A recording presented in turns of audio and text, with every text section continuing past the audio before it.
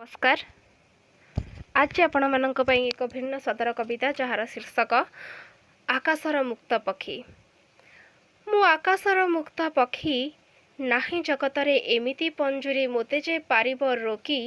मु आकाशर मुक्त पक्षी सुख दुख सबु एकाकार मुझे निराकार निर्विकार यात्रा ए मोर अनंत कालरु लागी जन्म जन्मांतर नुहे मु कहार प्रेम कांगाली मु शुद्ध एक आत्मशक्ति नुहे मु कहार प्रेम कांगाली मु शुद्ध एक आत्मशक्ति उड़ाण मोहर देखु अंतरिक्ष वसुंधरा थाउ साक्षी मु आकाशर मुक्त पक्षी मु आकाशर मुक्त पक्षी शरीर मोहर परिचय नुहे मो ठिकणा गोटे धोका शरीर मोहर परिचय नुहे मो ठिकणा गोटे धोका शरीरटा खाली खोलपाटे जहा मोते मु भेटिछि एका रंग रूप किछि नाही जेबे मोते केमिति पारिब देखी मु आकाशर मुक्त पक्षी मु आकाशर मुक्त पक्षी सुख भोगरे मो स्पृहा नाही मोते जेते पार दिय दुख नीलकंठ परी पी जाई पारे विश्वर जंत्रणा जाक